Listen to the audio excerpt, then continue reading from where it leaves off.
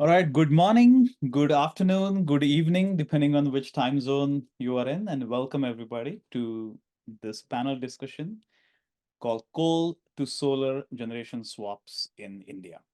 We truly have a stellar panel today for the discussion. We have Mr. P.K. Pujari, who is the former chairperson of Central Electricity Regulatory Commission in India and also former secretary of the Ministry of Power. And we also are fortunate to have Pujari sir as one of the members of our advisory board at the India Energy and Climate Center at UC Berkeley here. Then we have Mr. Mohit Bhargava, who is currently the advisor to NTPC and has been the CEO of NTPC Renewables until very recently. Then we have Dr. Sushanta Chatterjee, who is Chief of Regulatory Affairs, currently at the Central Electricity Regulatory Commission. And we have Mr. Bipin Srimali, who is currently CEO of Mahapreet, Maharashtra state government company, and as well as formerly Chairman and Managing Director of Mahagenco and former Energy Secretary of the state of Maharashtra. So before we begin, let me quickly go over some of the key housekeeping rules. So we're going to start this panel discussion with a short presentation from the India Energy and Climate Center team, scientist Umed Paliwal, who is going to be talking about our research on coal to solar generation swaps in India. And then we will follow that with the panel discussion. We will have some time for the audience Q&A later. So you will see a Q&A button on your Zoom screens. Please use that to post your questions. And we will pick up a few questions, time permitting, from that Q&A list and ask the panelists those questions. If you have a specific question to a specific panelist, please also mention that in your Q&A. So, and finally, again, I don't need to remind anybody, after 4 years of extensive Zoom, please keep yourself on mute if you are not talking. And I would request all the panelists to please keep your videos on and microphones on mute if you're not speaking. So without further ado, so let me quickly ask my colleague Umed Paliwal, who is a scientist at Lawrence Berkeley National Lab and also at UC Berkeley, to talk about our current ongoing research on coal to solar generation swaps in India. Thank you. Hello, everyone. Let me just share the screen.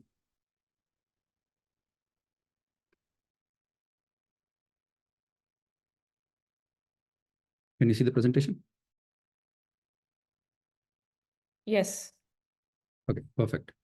So before I begin, I just wanted to give a quick shout out to my co-authors, Sindhu, Amol, and Nikit.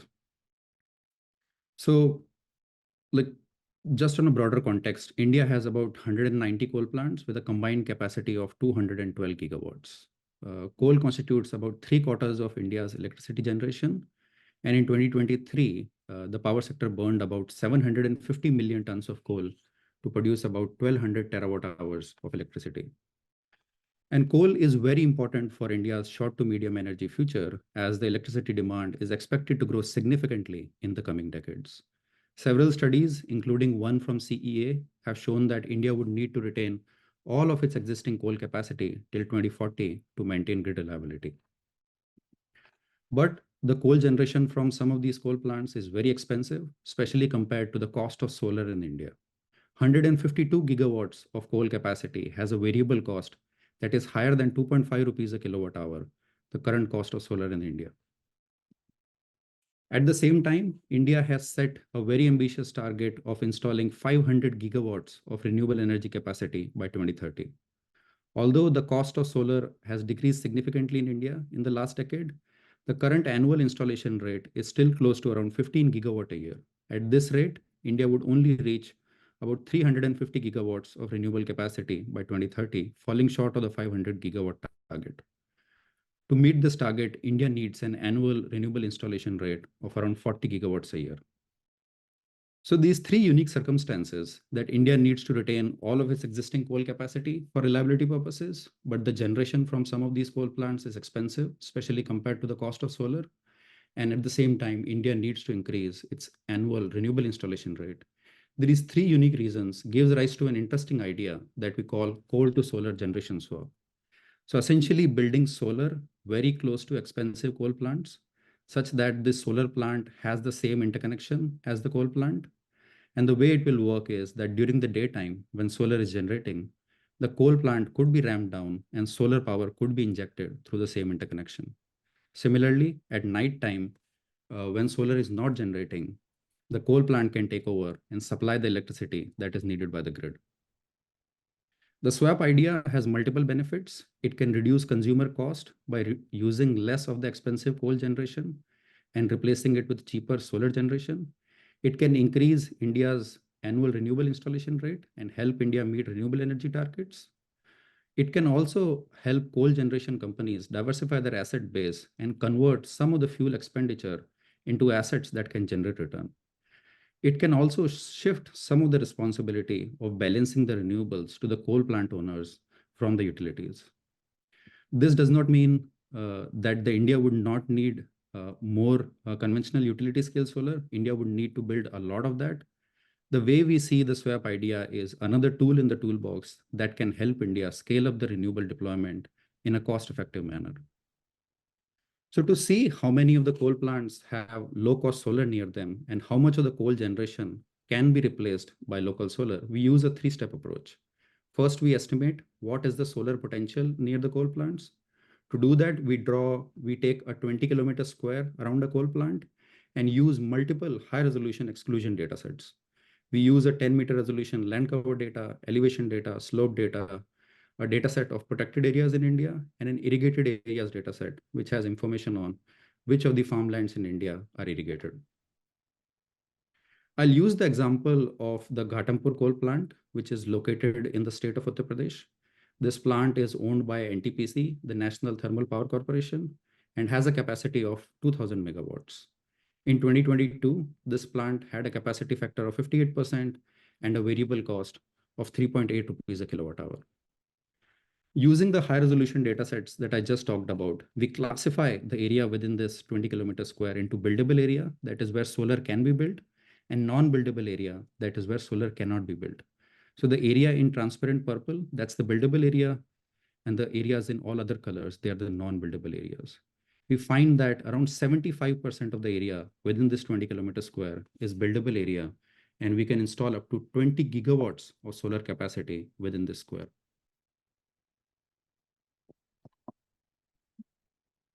At the fleet level, we find that 97% of the coal plants, or 185 of the 191 coal plants, have enough solar potential within a 20 kilometer square to replace all of the coal generation that happened in 2022. More than 500 gigawatts of solar potential is available near all coal plants in India. And on average, there is 5x more solar potential than the coal plant capacity. Once we have estimated what is the solar potential near the coal plants, we move to the next step of estimating what is the cost of solar near the coal plant, or the LCOE of solar. We use hourly meteorological data from European Space Agency and capital cost and financing cost data from BNEF to simulate hourly solar generation and LCOE near the coal plants. We validate our LCOE numbers using the latest auctions that are happening in India. Once we have estimated the solar LCOE, we compare it with the variable cost of the coal. And if the variable cost of the coal is higher than local solar LCOE, we find that those plants are eligible for generation swap. For the Ghatampur coal plant, we find that the solar capacity factor near this plant is 28.6% and an LCOE of 2.45 rupees a kilowatt hour.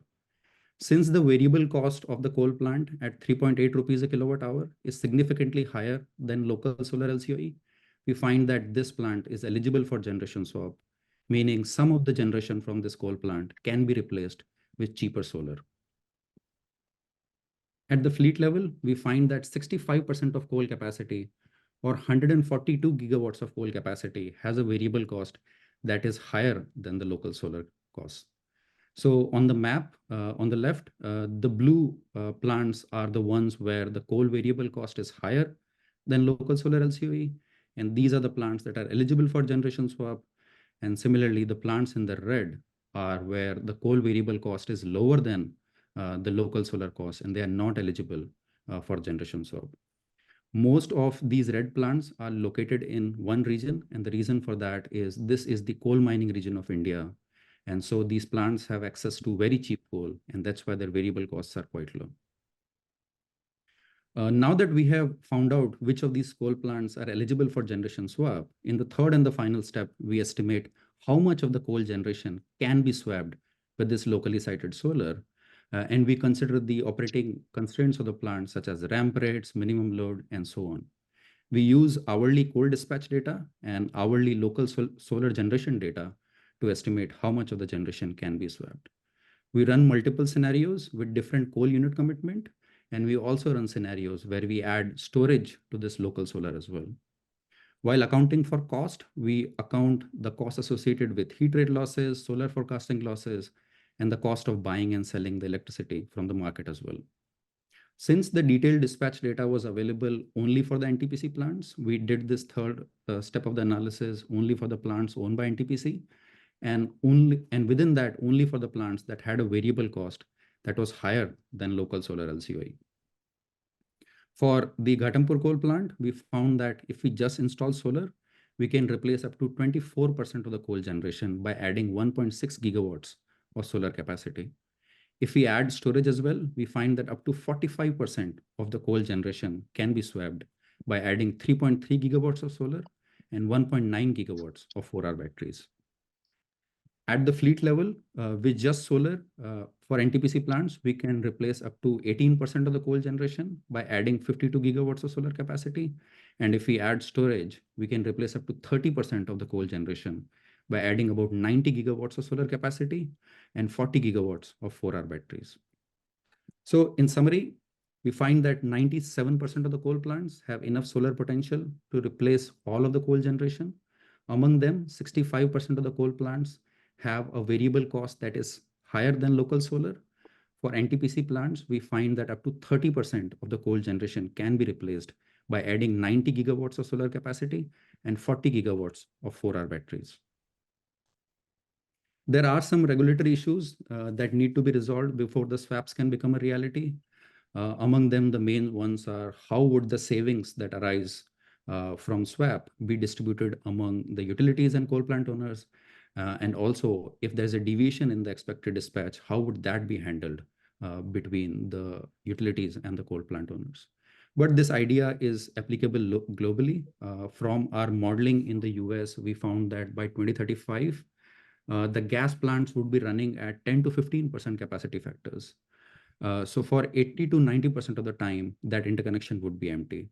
This is specifically important for the US because there's a huge interconnection backlog in the US. And if we can build renewables behind the meter of these gas plants, we can potentially bypass that interconnection backlog. Before I go, I just wanted to show the dashboard that we have built to showcase our plant-by-plant results. So I'll show the results for the Ghatampur coal plant that I just talked about. So on the right, we have a map with all the coal plants in India. And on the left, we have the plant-specific details and the cost numbers. So I'm going to select the state of Uttar Pradesh. And within that, I'm going to select the Ghatampur coal plant. So we can see a very high resolution image of the Ghatampur coal plant. If we click on the land use button, we can see the land use classification near this plant. And on the left, we can see the variable cost, the solar LCOE, and so on. We can also see how this plant would operate when we add solar and storage to it. So we have hour by hour results on how this plant will operate. So we have hourly dispatch, how it will happen. And then we also have the diurnal dispatch for each of the 12 months.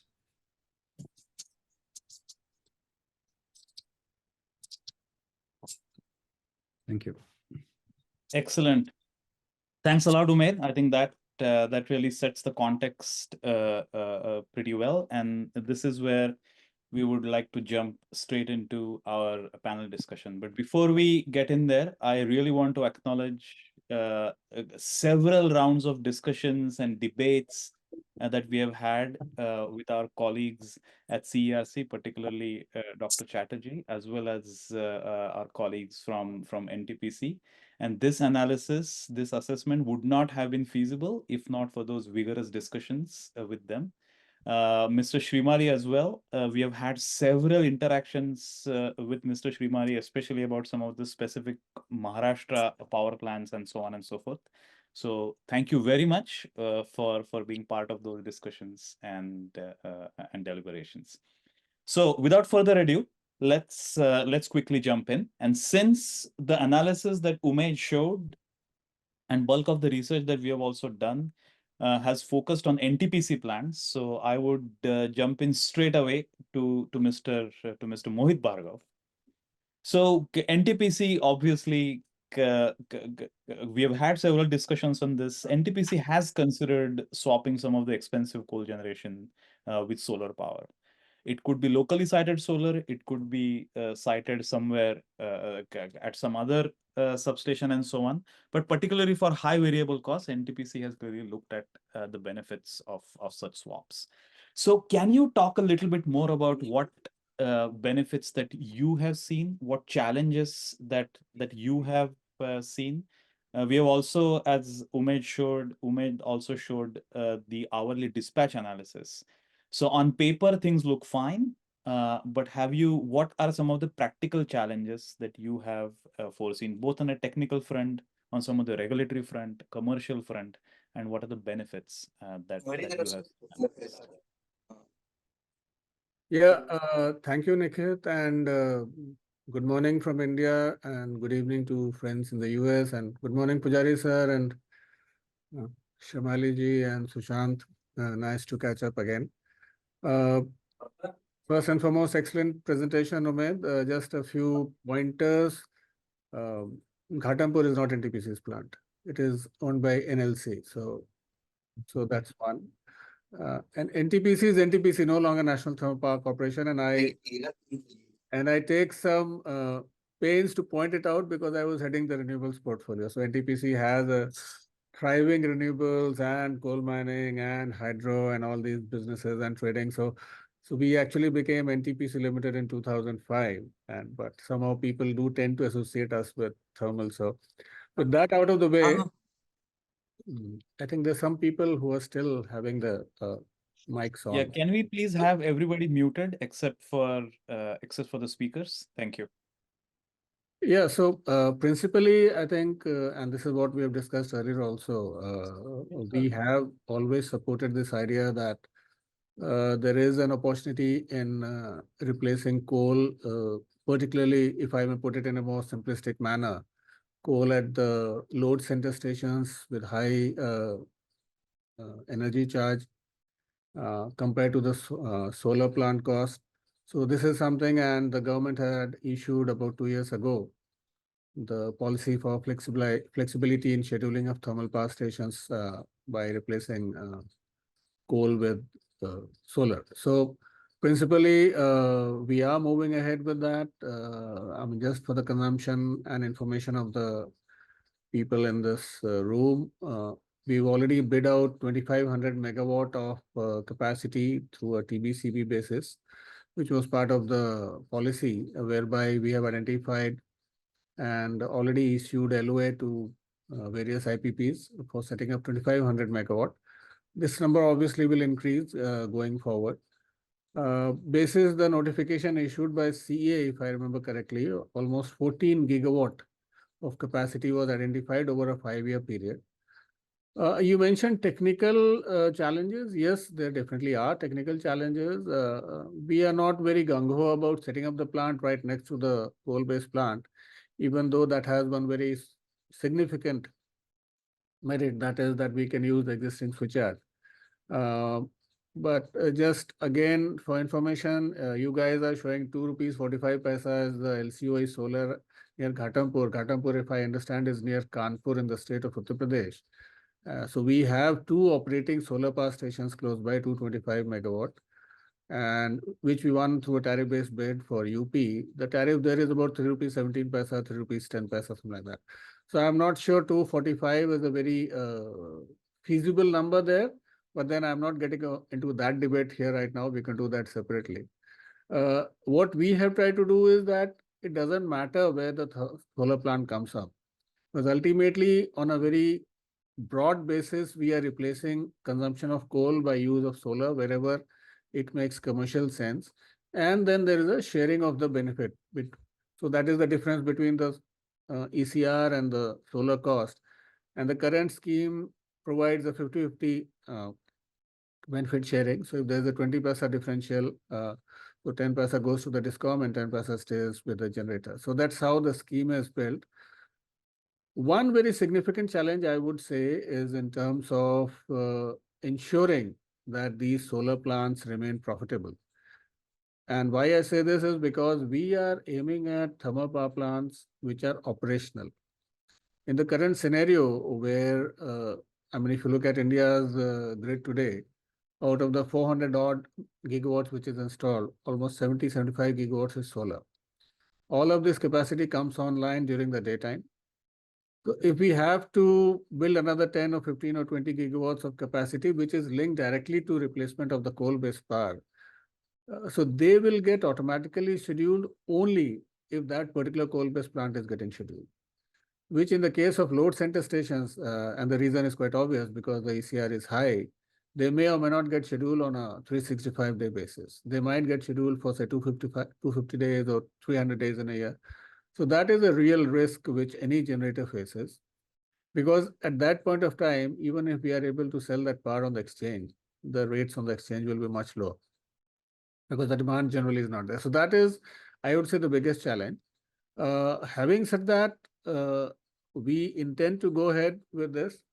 In real terms, the benefit will be actually lower, and I'm sure that is also factored into your dashboard, because the current technical limits specified as per the regulations is 55%, which I believe CRC at some point of time, and basis the studies done by NTPC and a lot of other stations, is expected to go down further. So the headroom for actually supplying solar during the daytime is theoretically anything which comes down to 55, because below that, if there is scheduling, which although there is an issue now with the current regulations that even scheduling below 55 is being asked for, but we feel the headroom remains very small. So that is another challenge technically. So I would probably end here, and we could pick up the discussion further once we have listened to Pujari sir and Sushant and Shumali sir. Excellent. Thank you so much, Mohitji. So, Pujari sir, I think Mohitji obviously raised several issues about technical minimum, how the scheduling will happen, and of course there are also several commercial issues, including benefit sharing with the contracted utility and so on and so forth. So, obviously, Ministry of Power as well as CERC has been examining several of these policy and regulatory issues. So, can you discuss some of the key regulatory issues that that you have seen, you have encountered in the past, particularly about the swaps?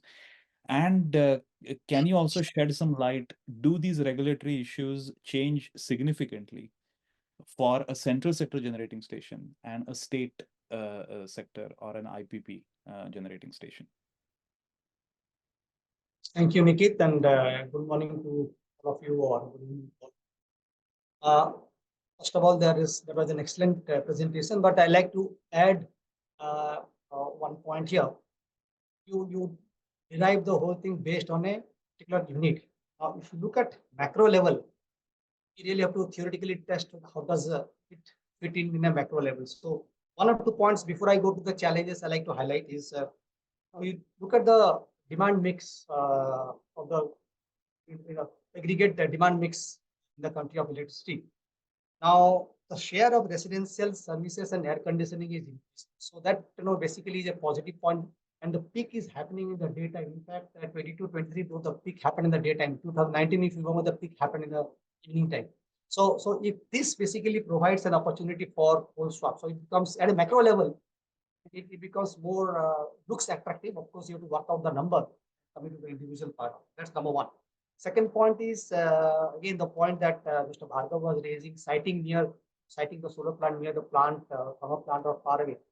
The only advantage probably if feasible, siting nearby, basically that you can leverage the existing connection facility. That basically makes it more less cost, so it will be more attractive for the swap. And that's again the point. Of course, that all depends on how feasible for solar plant to be sited closer to the. And this that sense, the swap basically provides an important opportunity for reducing the cost and making the whole energy transition more affordable. So, in a macro level, it does make sense to really examine this possibility and look at it. Of course, individually, when you really go to implement on the field level, you will look at the individual plants and location around and what are the feasibilities. So that telling needs to be done. But at macro level, yes, it is extremely attractive. Now, coming back to the challenges, I think Mr. Bhargav has highlighted few of the challenges, but I did handle a few cases of this swap when I was chairperson of CRC and had the opportunity of basically interacting with both the stakeholders, beneficiaries, and of the generators. As an independent regulator, we looked at all the issues that was flagged. The first basic challenge that comes is that this personally I feel that this swap should be done the consent of the beneficiaries down or they should be consulted. Now, sometimes as in today I understand the flexibility regulation doesn't provide for a consent. In fact, so it is in the earlier flexibility regulation it was there. In the latest one I understand that has been removed. I always believe that since the stakeholders are there and they need to benefit has to be shared with them, they should be really involved in the full process. So at least consultation or consent to that extent should be a part of this process, because you are basically existing contract you are modifying. Whatever it is, even if the benefit comes to them, but at least they should be aware of what is happening. That's the first challenge that we should really involve the stakeholders. Number two is that sourcing power from the third parties. See, NTPC can set up his own plant, and also NTPC or can also procure power from a third party for swapping. I mean, DVC case is there in CRC. Now that is again regulatory challenge when the generating companies procures power and then it almost tantamounts to purchase of electricity for resale thereof. So it is a trading.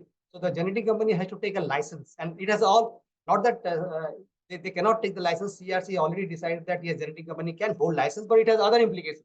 Commercial, no, the cost center will be different, their accounting will be different. How do you want to address that is a different issue altogether. So it gets slightly more complicated. If the NTPC or DVC or the generating station sets up his own thermal solar plant, it becomes much easy. That's second challenge that I looked at it. The third is just pointed out who bears the liability for any deviations. I mean that's basically was the point. So that clarity is required, and for that, my first point comes in that this all needs to be discussed with the beneficiary, and there should be the loop to understand what are the liabilities. Benefit will be shared, yes, but then how the liabilities are also getting accounted for, they should be aware of it. That's the reason why I first mentioned that the basic challenge is that we should agree that we need to discuss with the stakeholders. Then the other point that came is that how does the scheduling work? Should that be the same PPA, or should there be a supplementary PPA for the RE? So that again is an issue which came before CRC when I was there. So today I think the way it has been designed is that it goes scheduling of RE will be different. I'm mistaken. Bhargav can correct me. And then scheduling thermal are different. Their PPA is the same, but scheduling are different. Accounting is done post facto. So again, I mean, this is highly complicated. My personal feeling is that yes, if beneficiaries are involved, you can have a supplementary PPA. You try to modify the existing PPA, saying that in case the solar is scheduled, all the other things will happen this way. But anyway, I mean that's again is a issue which needs to be discussed. And moment I talk about the supplementary PPA or a supplementary agreement, it necessarily means that the beneficiary has to be involved. So again, but the clarity will be there on the ground. I mean, without clarity is very difficult, because the questions keep asked, getting asked, and then you have to keep clarifying it. So that's again basic is the scheduling part of it. other is that who bears the any penalty when there is a deviation in the RE schedule. So that again is a question that needs to be clarified. Another point that a challenge that comes is uh, when you that also Mr. Bhargav also referred, when you schedule the solar, the thermal plants get part loaded. So what is the technical minimum? 55% or 40%, or if it is part loaded, there is a specific provision in the regulations where the beneficiaries get, basically some penalized for the part loading. Now here is a part loading as per the agreement or the policy, then that issue needs to be discussed, and we have to really very clarify or tell the beneficiaries what is their liability, what is not their liability. So that needs to be clarified upfront. And again, the next point is that again it was pointed out that how do you go to basically calculate the net savings, and that is the basis. In fact, the whole selling point of this scheme is that yes, there is a cost savings, and then we'll be sharing the benefit. Now, sharing the benefit is very tricky issue, because out of the total benefit, whatever it is, lower or more, as Mr. Bhargav says, that probably the headroom is less, but whatever benefit comes, and what are the costs that get adjusted there. Now, that has to be done in a very transparent manner, and that has to come only from very explicit agreement or understanding. So, because the cost has to be adjusted and the net saving has to be shared. So, what are those costs and how they are required to be estimated, how they be adjusted? At least it should be known upfront, and then at some point of time they should be aware of it, because that's really the selling point when the whole beneficiary looks at that. So these are the few challenges, operational challenges that are there, and I don't think these are unsurmountable in the sense that these are issues don't. But if you can really discuss frankly and openly, probably many of these solutions will come, and that will be an agreed sort of position where this is how you're going to operate. So it needs a lot of discussion. So that's one. Coming back to the state, I think my understanding is that at the state level, I think these issues should be less critical, in the sense that the entities are both owned by same state government, and most of the generating units in the state are supplying power to the utilities within the state. So they have different relationships, whereas NTPC supplies power to utilities which are spread across states. So everybody has their own issues. So handling them probably is much more difficult at the national level, but the state level, probably the working relationship and the way they are organized, it is much easier. And maybe they look at that, okay, the benefit and gain anyway remains plus minus the generating company or the discoms if they are in a government company, but ultimately within the state. So here, look at it saying that you get passed on from the state to the center, central utility, or central utility passing on to the state. So it's basically the perception which really which makes that probably handling these issues at the state level is much easier than at the national. No, I think these are some excellent nuggets, and I have to go to Dr. Chatterjee right after this to really delve into the specifics and delve deeper into any or all of these issues. And in particular, I think one of the questions that keep bugging us, and we have had several discussions on this, Dr. Chatterjee, as well, is how should this solar capacity be treated? Should this be treated as behind the meter? If it is behind the meter, then how are commercial settlements done? How is the scheduling done? Is thermal scheduled separately? Is solar scheduled separately? And if so, how should they be compensated? And so on and so forth. How should the deviation work? So what does the current regulatory framework say? And what are your thoughts on these issues? Thank you, Nikit. Am I audible? Clear? Yes, very clear. Yeah. Thanks. First, big thanks to IECC, you call it, yeah, India Energy and Climate Center, Berkeley, and pleasure to be in a panel being organized by IECC Berkeley. I have had the occasion of being part of the process when the center was being conceived. So pleasure to see the center grow, and wish all the success in future. But let me say that it's you put me in the tightrope after my former boss raised so many issues. So, but nonetheless, right at the outset, let me give you some positive thoughts that India needs, solar or renewable capacities in whatever form and manner it comes. We have traditionally relied on, RPO as the only instrument for creation of demand for renewable. As regulators, we have also put some supply side incentives, but then you have seen the growth. Like my personal feeling, and of course, a disclaimer: whatever I'm saying should not be treated as the views of CERC. I'm here in my individual capacity. So RPO has served its purpose, but then my personal view is that you cannot possibly achieve this target of 500 gigawatt of non-fossil fuel only on the crutches of renewable purchase obligation, because you have to think of ways and means other than RPO to encourage investment in the renewable segment. And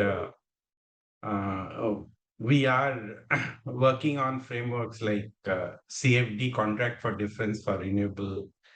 Then the virtual power plant kind of a concept is coming. And in that process, this whole, policy intervention of flexibility, which you call swapping, coal swapping, need to be seen in that larger context of capacity addition of renewable and more so solar in the country. So it remains a fact that this is one segment of investment which might act as a supplement to your traditional method of contracting and making investment in the renewable segment. So if we appreciate this larger concept, we would possibly have some positive uh, feeling about this whole concept of coal swapping. The second important thing is the fact that it postulates the vision of India in terms of having the thermal capacities for security, but swapping the generation, coal generation, as much as possible by procuring power or generating solar. So that's a very important message that this scheme of flexibility sends across to the world, that it's not only the setting up of the generation solar or wind capacities in grid scale, but we are also trying to endeavor to balance the interests of both development as well as climate change, wanting to retain our thermal base for security and replacing and swapping generation to the extent possible. So these are some of the positive points about this whole scheme of flexibility. Now, there are issues, as Pujari sir and also Mohit highlighted. I mean, there are issues. And just to tell you that in the recent past, we have already, CRC has passed 2 orders, approving the tariff for, about 1200 megawatt of contracting that NTPC has done under this scheme, and also another set of projects for the DVC. DVC also has, because they have been given those targets under that scheme. So we have, and if you have a look at those orders, those issues that Pujari sir highlighted, they have been raised by the distribution companies. They are issues. We have tried to balance the interests of both the parties in passing that order, but then those issues remain. And it is in that context, I have always been advocating, that you possibly need these kinds of schemes, but better think of, system-wise optimization rather than only plant-level optimization. So that's the larger question and debate. The scheme of swapping per se cannot be, whisked away. This is a scheme, as I said, with a lot of positive objectives and must be encouraged. Whether you do it at a plant level, do this optimization at a plant level, or you do it at the system level in terms of optimization is what you need to think. And that is where we are possibly working as regulators, trying to find out solution as to whether you can address some or most of the concerns that have been raised by the distribution companies, and at the same time have it scaled up to the system level optimization. So I see my time is up. If I have some more time, I can come back and answer to specific issues which are raised in course of the discussion. Thank you. I think this is again a great segue. Thank you so much. We do have the next round, and I do want you to address some of those issues, specific issues as well. So I think now moving on to Mr. Srimali. I think Mr. Srimali, you have headed Mahagenco. You have been the energy secretary, and we have had several discussions on this coal to solar swaps, particularly from a state perspective. So how do you look at this, and what are the state specific benefits, state specific challenges you potentially see in these swaps? And as Pujari sir mentioned, do you truly believe that this could be somewhat easier for state plants, because ultimately it's the same holding company, it's the same utility that the power essentially gets sold to? So if you could just throw some light on the state perspective on how states are looking at this, that will be very appreciated. Thank you. Thank you, Nikit, and good morning to my all co-panelists, Pujari sir, Mr. Mohitji, and Mr. Sushanto. Nikit, as you must recollect, the coal swapping things were we had discussed in Berkeley way back in 2018. And at that point of time also, the Maharashtra perspective was in focus, especially the Nashik thermal power station. And so far as the commercial benefits of swapping, we had already done the case study and all. But when I came back from Berkeley and we had a discussions in Mahagenco and with utility also, Discom and all, there were some issues. There were local issues, especially in Nashik area. It's spread over that we are completely replacing this Nashik thermal power station with the solar and along with the battery storage solutions. And then we had a lot of agitations, local honorable MP coming to our office and the local villagers, many presentations to the government, energy minister. And so in that context, then I demitted the Genco office. And then when we set up this new company where I'm heading now, this Mahatma Phule Renewable Energy and Infrastructure Technology, it's called Mahapreet. We are looking this as a blessing in disguise, because completely shutting off the old, phasing out or discarding the thermal power stations, especially in Maharashtra, there are 12 to 14 old 210 megawatt power stations near at the Nashik, Bhusawal, Kaparkheda, Koradi, and Chandrapur, and in Parli and Paras also. So in all our power stations, around 2 or 3 on an average, all old power stations are there, and due to their oldness, it's the capital cost has already been zero, but the variable cost is still staggering in the range of say 3.5 to 4 rupees. And especially if you know the geography, say you belong to Maharashtra, so you know the geography of the coal supply, the coal linkages rather. We get coal from say MCL, Singareni, and Eastern coal fields, which is very, very far off so far as the Nashik and Bhusawal power stations are concerned. And so this is the best scenario if we can swap some of the capacities with coal. But there are challenges, and especially other than the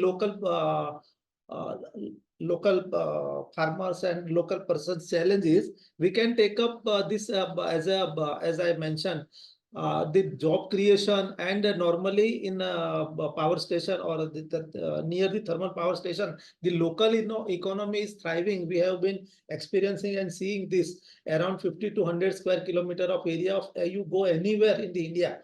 Economy, overall economy of that area, for example, in our Parli or Paras or Nashik, it is thriving, and based on the thermal power stations, lot of local contractors, local labor, local manufacturing units, fly ash issues, they all create some kind of employment, and that needs to be integrated with the swapping issues. So if we take care of this thing, then I think this is the best solution. In case of swapping of the coal power with the solar, vis-a-vis the absolute new green or green solar power stations. But the other things are also I would like to mention here is that one is the initial high investment, then intermittency and storage, then land acquisition and usage also. Then we have technical and logistical issues. Then regulatory and bureaucracy, the government issues are also there. Especially Pujari sir mentioned that in case of local, state-specific perspective, there should not be challenges. But I would not name any state as such. But there are some, even though there's a single holding company, but now after the unbundling of three utilities, three generation transmission and distribution sectors separately in separate companies, there are issues, especially commercial issues also. And after coming over the private sector coming into the power, this sector, there are issues for settling the financial things also. And we had some issues with the DISCOM here in Maharashtra. So, but since our holding company is the same company, and it may be case in other states also. So it is quite possible and easy maybe if the regulatory aspect and the regulatory, commissions can, especially the CRC and the policy framework under at the Government of India level takes care of these issues. There are some sector specific issues also, especially the state sector has the integrated operations, policy and subsidy support, public interest. Vis-a-vis when we talk the private sector, it's a flexibility and innovations, and the profit motive is also there, which may not be in case of state sector. So I would say that this is a good initiative from your IECC also, and in respect of India, and this should go on. Thank you. Right. Thank you so much, Bipinji. I think now we are running a little late. So what I would request all panelists to restrict their remarks to 2.5 minutes. So this is going to be a challenge. So I'm going to start this challenge with Mr. Bhargava. I think, again, if you could just prioritize in terms of what key regulatory or policy changes that may be needed.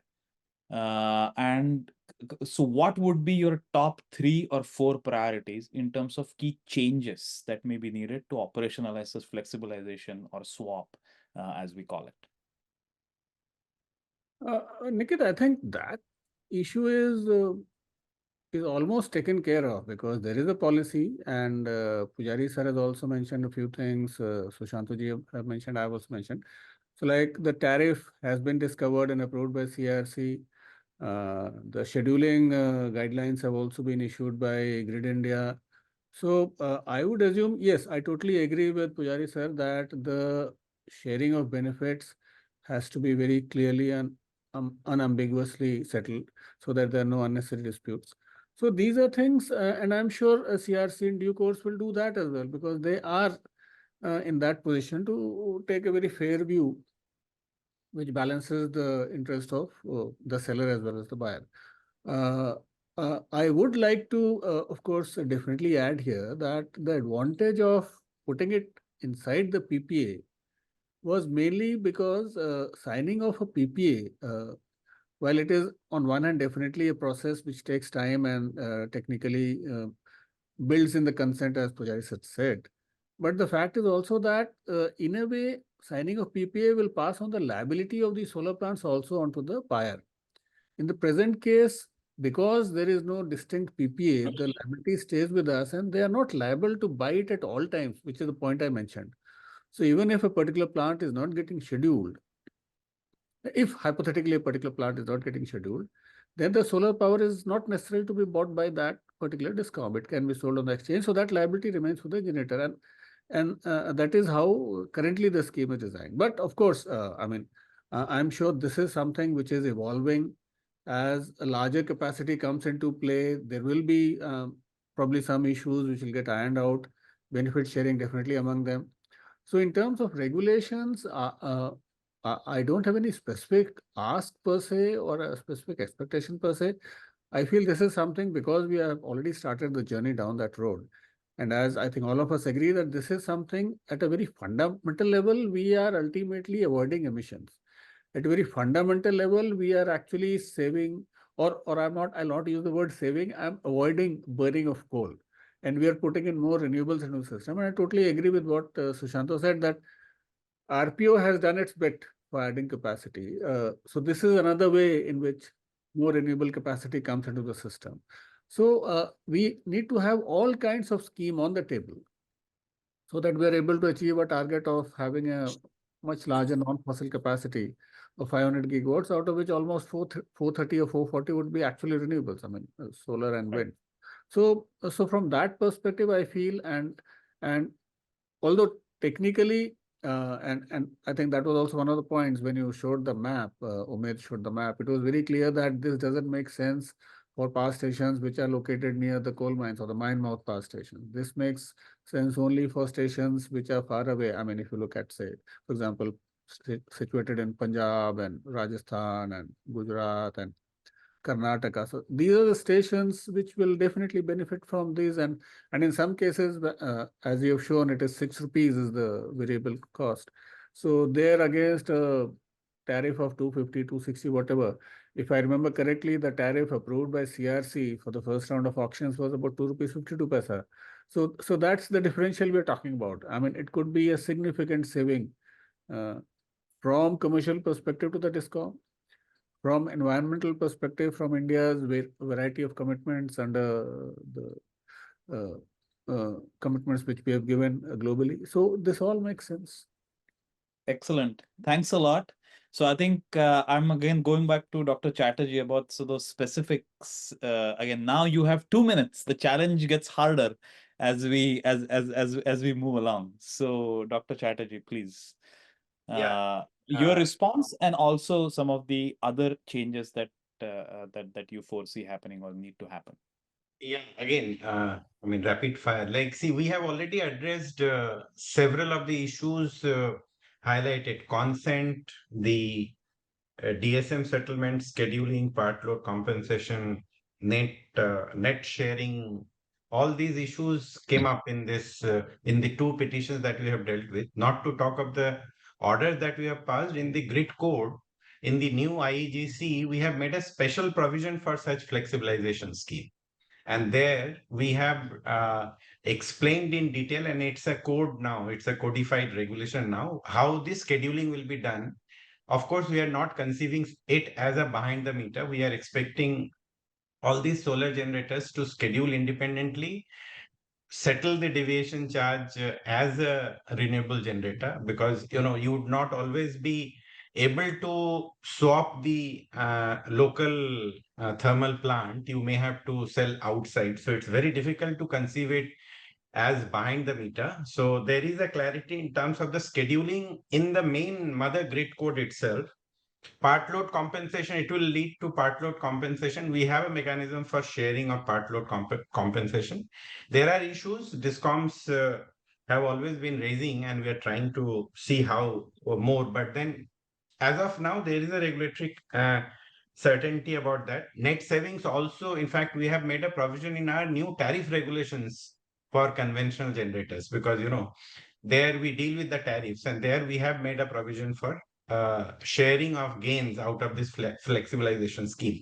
It's a different thing that all stakeholders may not be satisfied with the kind of sharing scheme that we have provided for.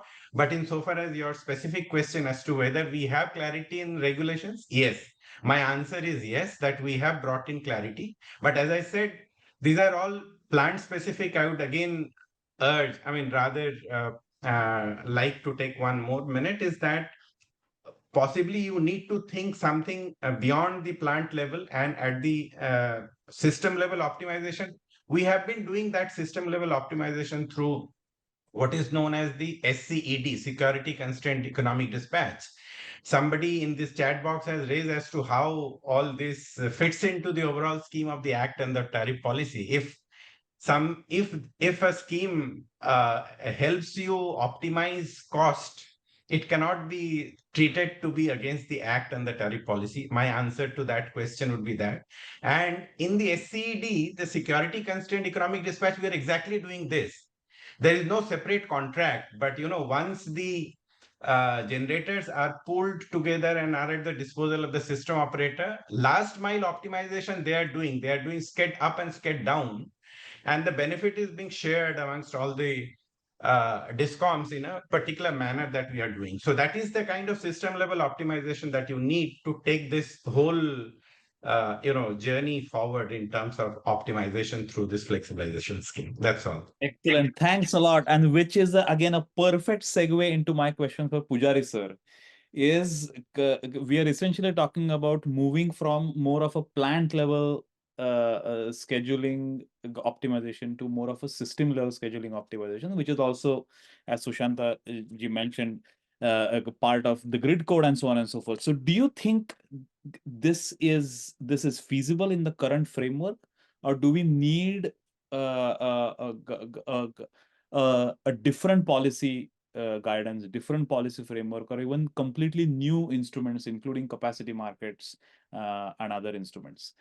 So again, I would request you to now 1.5 minutes. Thanks. Let me clarify. In the beginning also, I said that yes, swapping makes sense at the macro level also, and it's feasible because the way our demand pattern is there and the generation is there, it makes sense. So again, I insisted that we should look at more system level, but then also you have to do it at the plant level, which Mr. Bhargav says that there are issues there, there are challenges there. I'm sure that CRC is addressing those issues. It's a work in progress. All the issues need to be addressed. It gradually evolves, and more discussion takes place, more open discussion takes place, more stakeholders' response are considered. Probably it's much easier to resolve the issue at the earliest instead of coming out with certain guidelines or policies decided. That's what my point is. I better to consult, and that's fine. And I fully agree with Sushanta that yes, we look at system level, but then SCED is one part of it. The way it was done is slightly different. Because there the scheduling still remains as per the PPA 100%. I mean, the individual DISCOM, he doesn't know, he schedules as per his contract. Now, and then the system operator puts together and then takes a stacking and then does the optimization. So if you want to extend it at the national level for as a total optimization, then of course, ultimately the one we talked about long time back is market-based economic dispatch, MBED. You ultimately you come to that. So that's again we talked about 3 years back, but that time it was slightly ahead of time, or maybe gradually, and that was my opinion that time also, that we did come out of the paper, we did discuss, but slightly ahead of time. But now that these issues are coming up, and little talk is that you look at the system level, optimize the system level, maybe we can start or the CRC or the ministry or start looking at those options again, and that will take care of course, theoretically, all the issues at the system level. But then operational issues still, let's very clear. You may do it at the system level, the operational issue still remains at the field level. And then these issues need to be addressed by one-to-one by the buyer or the seller or the generator or the producer. So this should remain. So at both the stage you need to. Yes, I think thank you so much. And now the final round, the final question for Bipin Shrimari-ji. Again, your challenge has gotten even harder, Bipin-ji. Now you have 1 minute to answer the question. So I think you listed several local issues, local political, economic issues. So how do you potentially address those local political economic issues, including some of the political pressure, but you also talked about the economic benefits that it creates. So what has been your experience, and how do you potentially address those that may not necessarily be specific to Maharashtra, but also in other states? Thank you, Nikitji. So for this, we have to go into technicalities of the how we are going to operate the swapping mechanism. To my mind, it may be there may be two options. One is the completely discarding of some of the units at a particular thermal power station and replace it with the solar capacity, and the second is the reducing the base load. In case of reducing the base load, there may not be much economic benefits, because the same in respect of the manpower engaged in the thermal power stations. These specific issues were raised in my CMD-ship at the Majenco. Also, so if you are then we have an option of retraining or the changing the skill sets of the existing manpower. And in case of if we completely discard the units, and in that case, we have to completely change their skill sets of the thermal power station employees. So in both cases, there are challenges. There may be, we have to invoke, I mean, we have to get into with the government,